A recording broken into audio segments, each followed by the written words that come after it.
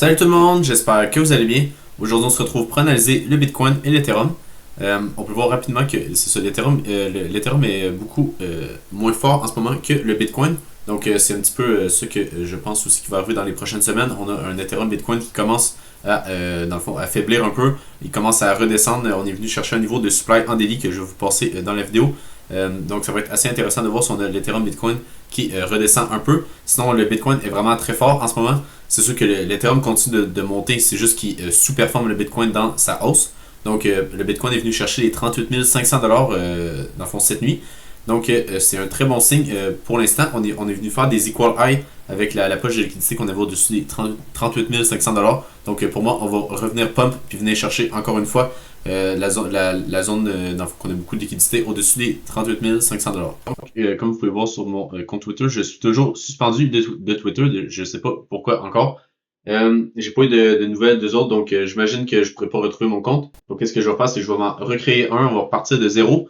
Mais c'est pas tant grave, j'ai déjà beaucoup d'idées pour, dans le fond, des contenus qui sont différents pour varier un peu. Mais ça va surtout être sur le trading, puis un petit peu d'investissement avec les graphiques Bitcoin, dans le fond, les graphiques des altcoins comparés au Bitcoin, parce que je pense que c'est ça qui est le plus pertinent à regarder.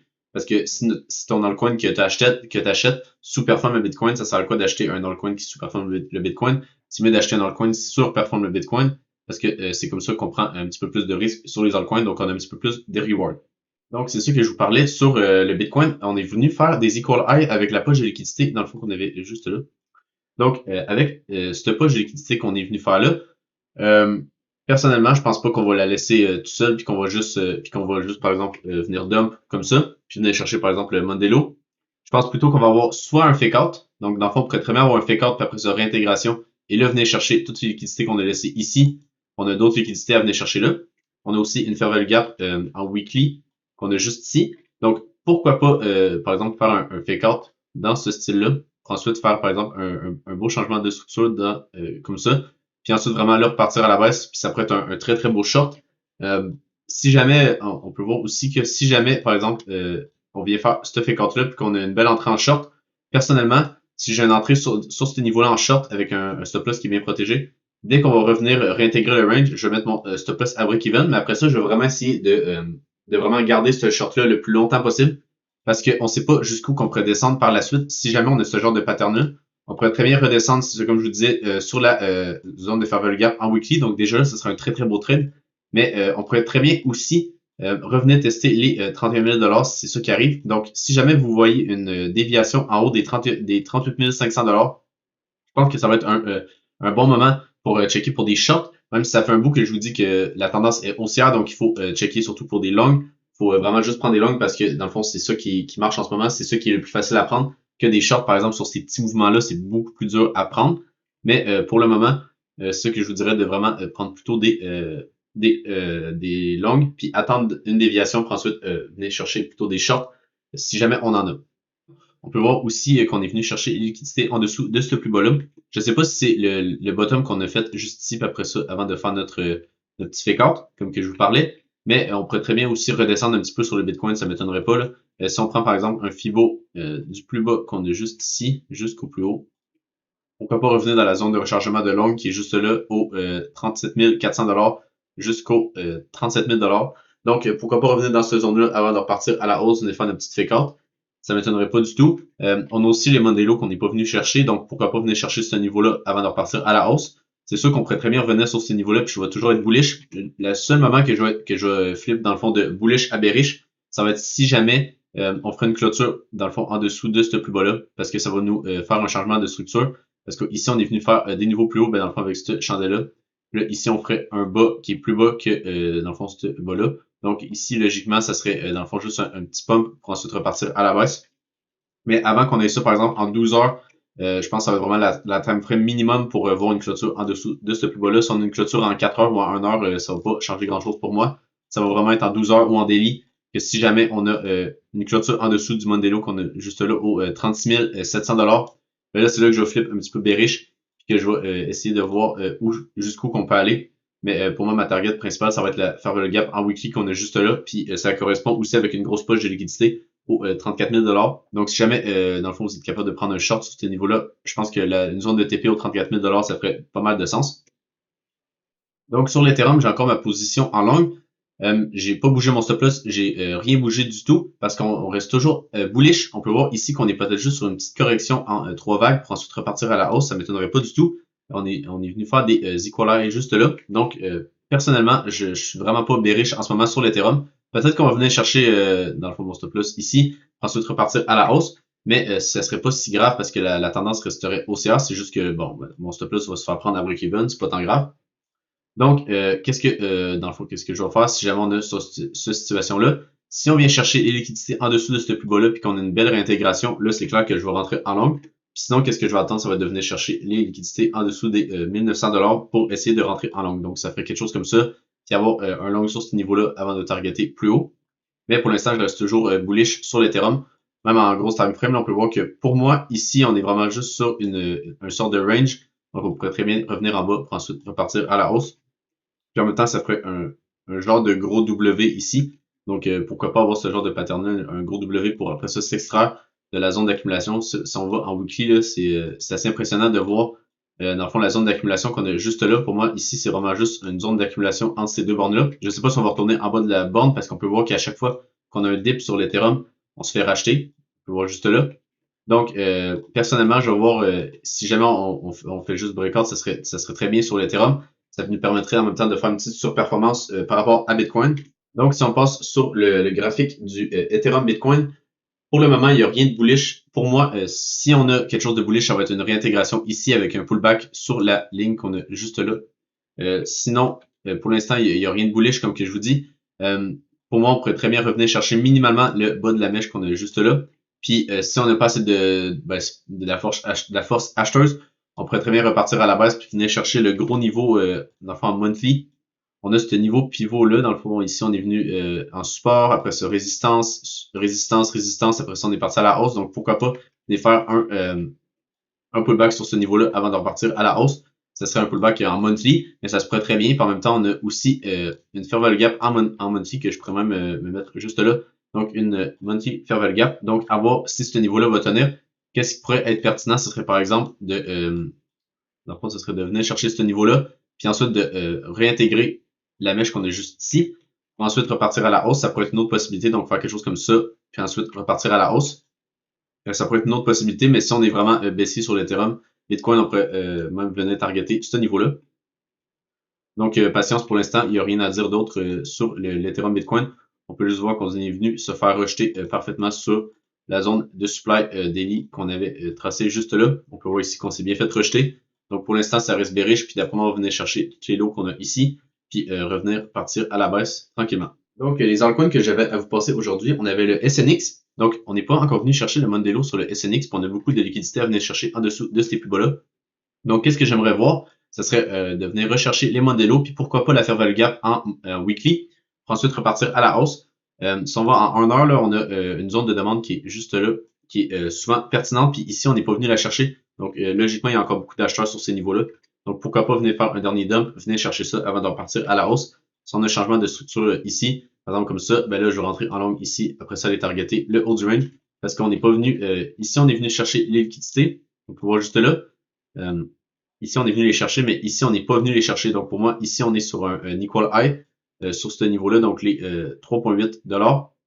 Donc, pourquoi pas repartir à la hausse à partir de ce niveau-là. Ensuite, venir chercher le haut du range. Donc, on pourrait dire qu'ici, c'est un gros range entre les 3,1 $ et les 3,8 $. Donc, ça permettrait d'avoir un beau trade sur le SNX. Donc, on a aussi le Phantom. Donc, je voulais vous le passer avant en daily pour vous montrer quelque chose qui est un petit peu moins bullish, mais pour l'instant, je suis bullish sur le Phantom, mais c'est juste qu'on a une inversion de structure en daily. Donc là, on voit pas grand-chose avec tous les fibos que j'ai mis, mais en gros, c'est que ici, on était venu faire un niveau plus haut avec une clôture au-dessus de la mèche qu'on avait faite juste là au 0,34 $. Ensuite de ça, on est venu faire un niveau plus bas avec vraiment beaucoup de vendeurs. Donc, pour moi, ça confirme que c'est pas juste une correction ici pour ensuite repartir à la hausse. Donc, on est venu faire une clôture en dessous de ce plus bas-là. Donc, c'est une inversion de structure qui est validée en daily sur le Phantom. Donc, on reste, dans le fond, qu'est-ce que j'ai fait, c'est que je vais changer de bullish à bearish sur le Phantom. Mais à plus court terme, on a quelque chose qui est intéressant. On a vraiment un setup qui est très, très beau. Donc, qu'est-ce que je vais faire, c'est simplement de ne pas venir targeter ce niveau-là sur le Phantom. Peut-être qu'on va y aller, hein. Peut-être que c'est juste, c'est pas une inversion de structure, qu'on va juste partir à la hausse, ça se peut aussi. Mais personnellement, je veux pas, dans le fond, le maximum que je vais venir targeter, ça va être les liquidités qu'on a juste là. Donc, on peut le voir en 4 heures, le setup qui est bullish en ce moment sur le Phantom, c'est que ici, quand on est venu faire le pump juste là, on n'est pas venu chercher des nouveaux plus hauts. Puis, dans le fond, qu'est-ce que ça a fait, c'est que ça a créé de la liquidité. En plus de ça, ici, on était venu faire une inversion de structure en plus court time frame. Là, si on va en 1 heure, on peut pouvoir le voir. Ouais, on peut le voir juste là, on est venu faire un niveau plus bas, après ça, un niveau plus haut. Donc, ça a confirmé une inversion de structure. Ensuite, c'est vraiment magnifique. On est venu chercher la zone de rechargement de longue entre les 0.68 de Fibo et les 0.786. Ensuite de ça, qu'est-ce qui est intéressant, c'est que ici, on est venu faire une autre inversion de structure dans la zone de rechargement de longue. Donc, qu'est-ce que moi je veux faire, c'est de prendre un long sur le Phantom, ensuite aller targeter plus haut. Qu'est-ce qui est intéressant, c'est que ici, on a une fair value gap en 4 heures, qu'on peut noter juste là. Donc, c'est assez bullish sur le Phantom, même si, comme je vous disais, en daily, on n'est pas bullish, on est plutôt bearish. Donc, c'est pour ça que le niveau maximum que je venais targeter, ça va être juste là sur les 0,35$ pour le Phantom. Donc, si on passe en 1 heure, on peut bien le voir, l'inversion de structure. On est venu faire un niveau plus bas. Ça a correspondu aussi au de venir prendre les liquidités en dessous du Monday Low. Ensuite de ça, on est venu faire un niveau plus haut. On a continué à pump. Donc, pour moi, ici, c'est vraiment une zone de longue qui va être très intéressante. Donc, peut-être venir chercher un petit peu plus bas, venir chercher un niveau plus bas juste là, pour ensuite repartir à la hausse. Donc, je pense que je vais mettre un ordre d'achat en limite, peut-être sur cet ordre bloc-là. Fait que ça ferait du sens ici, là, dans le fond, ça serait les 0,29$ qu'on peut tirer mon point of interest qui serait juste là. Puis ensuite, mon stop loss, je pense pas que je vais le mettre jusqu'en bas ici. Mais par exemple, on pourrait le mettre en dessous de la fair value gap qu'on a juste là. Donc peut-être le cours va venir faire une mèche puis venir chercher la fair value gap au complet. Ensuite repartir à la hausse. Mais c'est pas tant grave parce qu'on pourrait avoir par exemple une entrée juste sur ce niveau-là. Ensuite un stop loss par exemple en dessous ici ou peut-être vous voulez vous protéger un peu plus puis en dessous de ce plus bas-là. Fait que ça ferait un stop loss à 2,72%. Donc c'est pas tant que ça avec le mouvement qu'on va avoir parce qu'on va venir targeter les liquidités juste là. Mais comme je vous disais, vu que c'est bearish, je vais vraiment avoir un stop loss qui est un petit peu plus agressif. Je vais monter mon stop loss un petit peu plus agressivement que d'habitude. Mais ça semble un beau setup de longue pour le Phantom. On a un petit peu la même chose sur le AVAX, mais je trouve un petit peu le setup un petit peu moins clean parce que en gros, c'est que ici, on était venu chercher les liquidités avec ce mesh-là. Puis là, on peut voir qu'on n'est pas encore sur ces niveaux-là comme le Phantom. Donc, pour l'instant, on n'a rien j'ai rien à rajouter sur l'AVAX, mais ça reste qu'on a une inversion de structure en H1. Donc, pourquoi pas revenir un petit peu plus bas, venir chercher ce niveau-là. On peut voir qu'on a une fair value gap en H1 juste là. Donc, pourquoi pas venir chercher ce niveau-là, pour ensuite repartir à la hausse. Donc, ça ferait quelque chose comme ça pour ensuite repartir à la hausse. Personnellement, je voudrais surtout rentrer sur mon point de interest qui correspond à l'ordre bloc qu'on a juste là, mais vu qu'il était venu le retester juste là, ça se peut qu'on vienne même pas le chercher. Donc, pour l'instant, j'ai rien à dire d'autre sur le AVAX, à part que cette zone-là pourrait être intéressante à longue, mais je vais pas mettre d'ordre en limite. Je vais surtout attendre que le marché vienne ici puis voir si on a un rebond, ensuite repartir à la hausse. Mais qu'est-ce qui est intéressant sur le AVAX, c'est qu'on est vraiment très bullish. Si on regarde à plus long terme, on peut voir ici qu'on est très bullish. Puis en ce moment, pour moi, c'est vraiment juste une sorte d'accumulation. Donc, on a une sorte d'accumulation ici. Donc, pourquoi pas pump, venir chercher toutes les liquidités qu'on a laissées ici. Donc, on peut bien le voir. Ici, là, on n'est pas venu chercher les liquidités au-dessus de ces plus hauts-là. Donc, pourquoi pas venir chercher ce niveau-là, mais peut-être avoir un petit dump avant pour ensuite pump, puis venir chercher des niveaux plus hauts. Donc, ça nous ferait un trade à 5,93 heures. Pour finir, on a le Sand aussi qui est assez intéressant. Donc, lui, on a plutôt une inversion de structure en 4 heures qu'on peut voir juste là. Dans le fond, on a fait un niveau plus bas ici, ensuite un niveau plus haut. Ensuite de ça, qu'est-ce qui est intéressant, c'est que si on prend les fibos du plus bas jusqu'au plus haut, c'est que dans le fond, ça revient sur la zone de rechargement de longue. Le seul problème, c'est que je ne vais pas traîner le Sand personnellement, mais je pense qu'on a quand même un bon setup. Pourquoi je vous dis que je ne vais pas le trader, c'est simplement parce que ici, on est venu chercher les liquidités au-dessus de ces plus hauts-là. Mais ça reste que le setup, logiquement, il est valide. Donc, ça reste qu'on est venu faire une inversion de structure. C'est juste parce que moi, j'aime pas ça quand on vient chercher les liquidités une dernière fois avant de dump. Parce que souvent, qu'est-ce qui arrive, c'est qu'on vient juste continuer à dump et qu'on vient chercher les liquidités plus au sud. Mais ça reste que le setup il est bon. Donc, personnellement, je ne vais pas le prendre. Mais on peut voir en H1 là, qu'on est venu parfaitement chercher la petite zone d'order block qu'on avait juste là. Donc, c'est vraiment parfait comme entrée qu'on aurait eu juste là, mais c'est ça, je l'ai pas pris hier. cette zone d'entrée-là parce que c'est à cause vraiment de la liquidité qu'on est venu chercher juste là. Peut-être qu'on va continuer à pump, mais personnellement, je ne vais pas prendre le risque de prendre ce trade-là quand on a par exemple le Phantom qui a un plus beau setup ou le SNX aussi qui pourrait avoir un beau setup. Donc le Phantom il est pas mal plus clean à prendre comme setup de long. Donc sinon sur l'order flow du Bitcoin, j'ai pas grand-chose à rajouter à part il y a une data qui est très intéressante, c'est les spreads qui sont encore en négatif. Donc personnellement, on peut voir que les fundings sont encore sur les mêmes niveaux, ils bougent pas vraiment pour le moment, mais sur les spreads, on est vraiment en négatif. Donc ça c'est un très très bon signe, ça veut dire qu'il y a beaucoup de shorters en ce moment.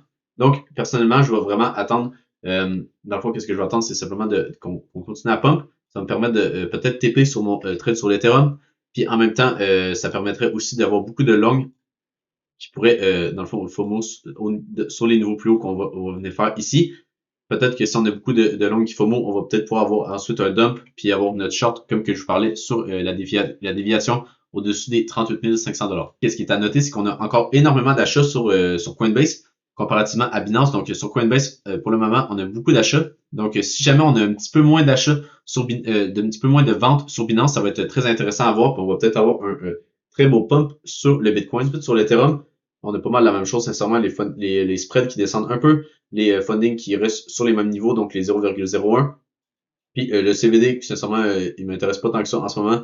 On voit qu'il y a un petit peu de vente, mais la tendance reste haussière juste là. Donc pourquoi pas continuer à la hausse sur l'Ethereum, comme que je vous parlais. Pour finir, on a les fundings qui sont encore à 0,08. Donc c'est sont assez bas. On peut même voir sur OKX qui sont en négatif. Donc ça, c'est vraiment rare de voir ça quand on est dans des niveaux aussi élevés. Donc ça, c'est vraiment très, très bullish. J'avais même pas vu ça avant de faire la vidéo. Donc ça, c'est très, très bullish parce que ça veut dire qu'il y a des gens qui shortent les 38 000 $, puis on a une poche de liquidité à venir chercher aux 38 500 $. Donc je vois pas pourquoi on ne vient pas la chercher avant de repartir à la baisse. Donc si on passe sur l'order book de Binance, on peut voir qu'on a des ordres en dessous du prix et au-dessus du prix. Donc on n'a pas grand-chose à dire sur ce data-là. On peut juste voir que ça va vraiment être un combat entre les vendeurs et les acheteurs. Comme d'habitude, c'est ça le marché, c'est des vendeurs et des acheteurs. Qu'est-ce qui est encourageant, par exemple, c'est que les ordres qu'on avait en dessous de ces plus bas-là, ben là, ils ont monté ici. Donc ça, c'est un bon signe parce que habituellement, quand ils montent leurs ordres tranquillement, le prix continue à monter. C'est ça qui arrive depuis les derniers mois. Donc je pense que ça va continuer à se faire. Puis peut-être qu'on pourra avoir un beau pump. C'est ça qui est intéressant, c'est que dans le fond, le prochain niveau, ça va être les 38 500 $, qu'il y a beaucoup de vendeurs. Puis après ça, on peut voir que le prochain niveau, ça va être les 38 800 et les 39 000 $. On peut voir qu'ils ont commencé à enlever leurs ordres. Ça veut pas dire qu'ils vont pas juste les remettre quand on va commencer à pump. Mais pour l'instant, on pourrait peut-être aller chercher une dernière fois les 37 400 $, ben 37 500 $ avant de repartir à la hausse, ça m'étonnerait pas du tout. Donc j'espère que vous avez aimé la vidéo. Si vous avez aimé la vidéo, n'hésitez pas à vous abonner, à liker la vidéo également. Sinon, je vous souhaite une bonne journée et on se retrouve dans une prochaine vidéo. Bye!